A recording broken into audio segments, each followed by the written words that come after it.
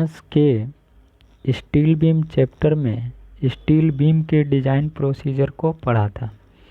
आइए आज हम उस डिज़ाइन प्रोसीजर के माध्यम से न्यूमेरिकल से उसकी डिज़ाइन करते हैं। जैसे कि एक क्वेश्चन दिया है, एक सिंपली सपोर्टेड बीम का डिज़ाइन करें।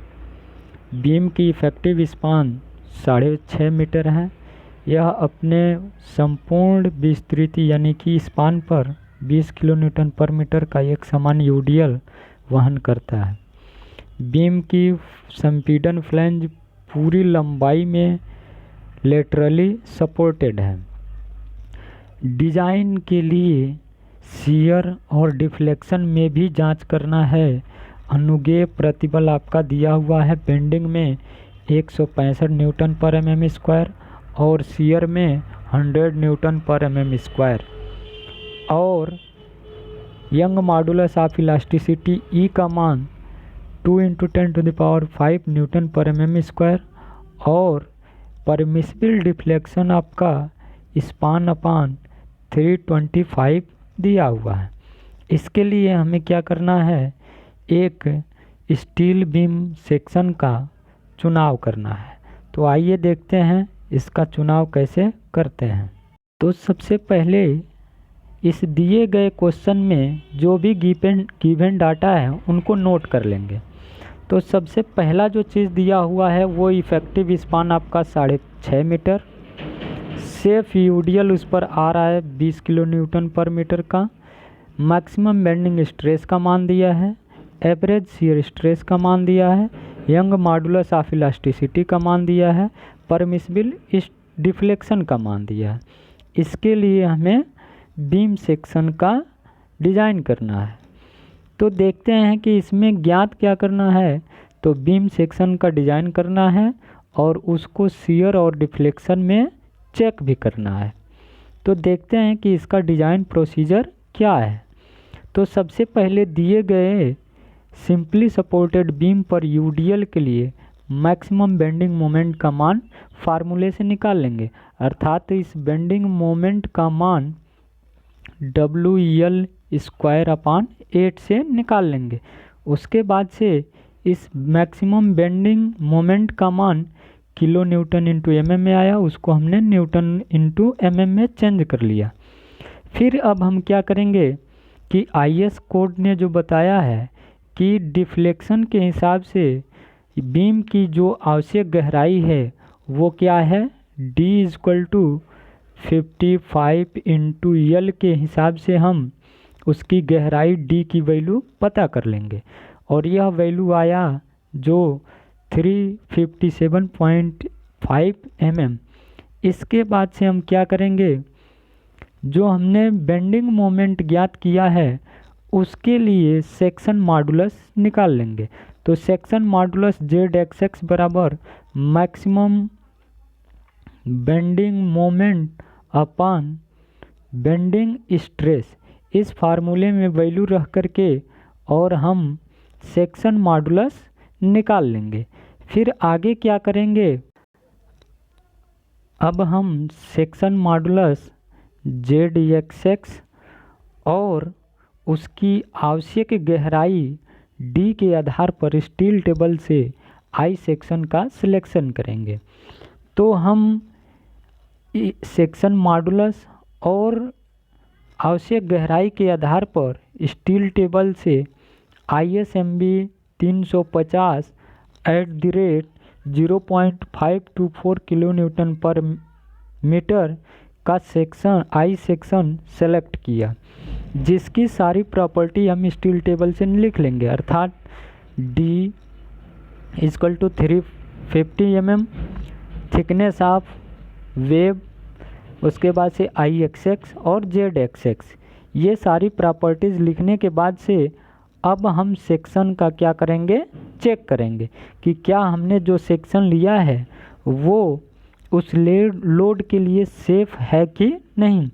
तो इसके लिए सबसे पहले इसमें दिया हुआ है सेफ यूडीएल। उसके बाद से बीम का कुछ सेल्फ वेट होगा, दोनों को ऐड कर लेंगे तो टोटल बीम पर आने वाला यूडीएल निकल आया। इस यूडीएल के लिए हमने फिर से मैक्सिमम बेंडिंग मोमेंट WL²/8 से निकाल लिया। ये पुनः दोबारा हम ज्ञात करेंगे क्योंकि हमारा लोड चेंज हो रहा है कि पहले लोड 20 किलो न्यूटन केवल हमने लिया था, लेकिन अब इसमें सेल्फ वेट 0.524 किलो न्यूटन पर मीटर ऐड हो जा रहा है, इसलिए अब हमारा जो बेंडिंग मोमेंट है वो चेंज हो जाएगा। अब हमने जब bending moment maximum bending moment निकाल लिया, उसके बाद से शियर फोर्स की भी वैल्यू निकाल लेंगे। और वो शियर फोर्स हम जानते हैं कि एसएसबी के ऊपर जब यूडीएल आता है तो उसके लिए WL/2 होता है। इस फार्मूले से हम सेफ यूडीएल भी निकाल लेंगे और हमारा यूडीएल आ जाएगा। तो अब इसको हम इस बीम को हम सबसे पहले मैक्सिमम बेंडिंग स्ट्रेस में चेक करेंगे। तो हम जानते हैं कि bending stress sigma BT equal to होता है bending moment maximum bending moment upon section modulus. तो हमारा सेक्शन मॉडुलस हमने स्टील टेबल से लिख रखा है इसके लिए। उसके बाद से हमारा मैक्सिमम बेंडिंग मोमेंट हमने निकाल रखा है। इस वैल्यू को रखेंगे और सॉल्व करेंगे तो सिग्मा BT का मान निकल आएगा। यह सिग्मा BT का वैल्यू 139.17 न्यूटन पर mm² आया, जो कि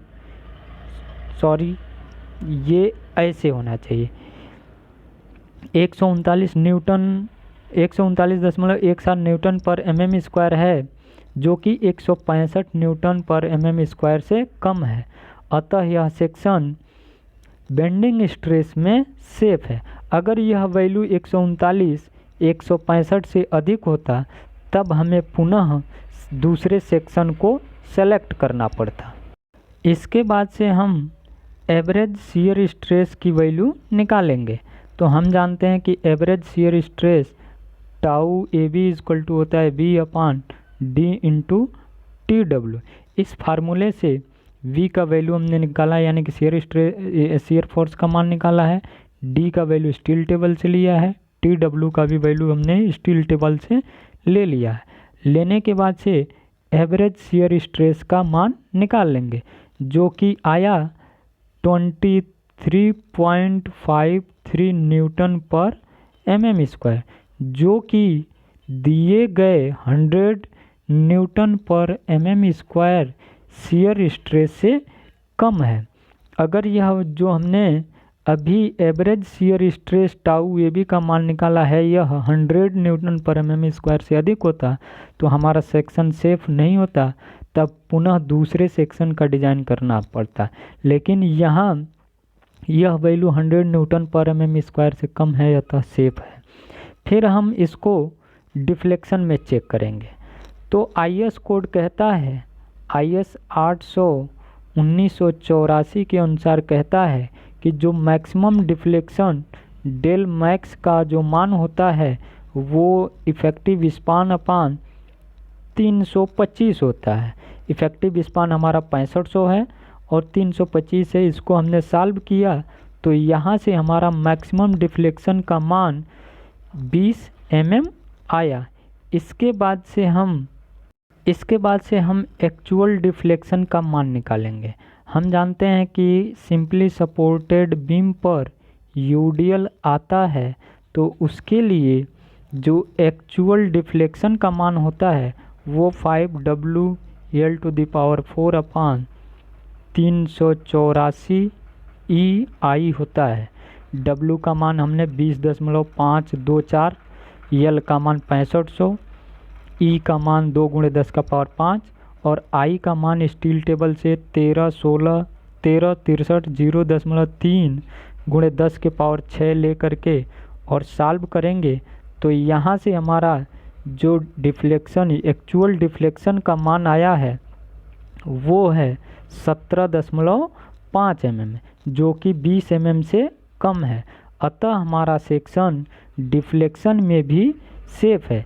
इस तरह से इस बीम का पूरा डिज़ाइन प्रोसीजर कंप्लीट होता है।